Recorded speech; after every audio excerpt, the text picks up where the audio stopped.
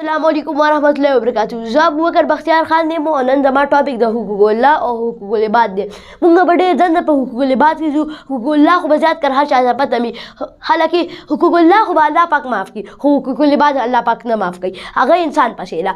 نو حقوق د ډېر خلکو دي، د والدین، د اولاد، د پړوسي. نو مې به موږ د والدین طرف ته ځو. والدین خپل غونډه زندګي ضایع نه مطلب ضایع کړي او په خپل د والدین د اولاد دپاره د هغه ښه پرورش وکړي، د هغه ښه صلاحیت پکې د هغه د ترقۍ لپاره، حالانکه هغوی ورپسې ډېر دعاګانې کوي. او نن ورځو کې خلکه ښځې دپاره خپل مور، خپل پلار، غونډ خاندان پرېږدي. تاسو لږ د مور او پلار ته غور کوئ، ځکه مور او پلار ډېر زیات قرآن شریف کے آیات ہے وبالوالدین احسانا، اور اپنے والدین پر احسان کرو. یو خپل والدین باندې احسان کوئ، څومره ډېر احسان کوشئ. په دې کې د احسان مطلب په دې آیات کې د احسان مطلب د حقوق دی، چې لکه هغوی موږ باندې څومره حقوق دی، هغوی موږ نه څومره خیال ساتل، د هغې نه زیات والا موږ وساتو. بیا د اولاد حقوق راغلي چې څنګه والدین دي له په وړوکیوالي کې غټ کړي وو، نو هغه شان د اولاد هم هغه ډېر فرض دی چې دي هغه شاته غټ کړي. او د والدین لکه د غربت د لاسه خپل واړه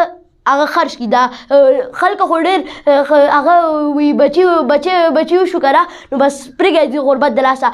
نو وایي چې په قرآن شریف کې آیت دا ترجمه تاسو ته ووایم چې وایي تاسو خپل د هغه لپاره هغه عمره تربیت کوئ لکه څومره تاسو سره وي، څومره بال تاسو سره وي هغه عمره ساتئ. اوس خلک د ځانه غټ غټ ساتي، ماشوم هم په حالات کې پوهېږي، ځکه دا اوس هغه رشته تاسو وایئ چې زه خپل د ماشوم دپاره دا کوم دا کوم، بیا به تاسو دومره غربت راشي تاسو به خپل د ماشوم پرېږدئ. تاسو د ماشوم دپاره څومره کوشش وکړئ، هغه تاسو صرف د پیسو سامان نه دی چې خلک د هغه مالداره خلک خپل زوله د پیسو له سامان والي، صرف د پیسو سامان نه دی، علم تربیت دی. تاسو ولې علم ورکړئ، تاسو ولې دا نور سامان ورکړئ. اوس ځو د استاد حقوق ته.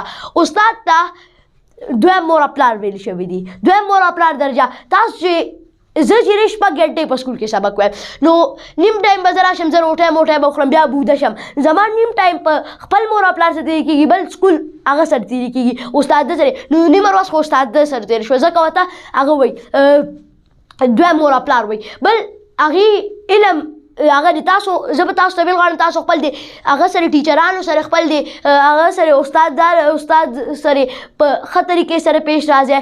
ډېر د هغه استادان دي، د دیني استادان غونډو سره په ښه طریقې سره پیش راځئ. بل ځو د پړوسي حقوق ته.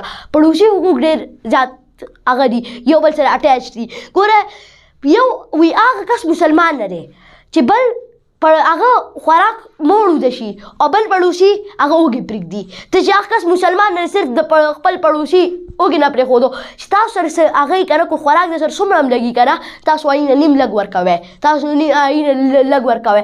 تاسو احسانونه کوئ، څومره ډېر احسانونه کوئ هغومره زیات ښه ده.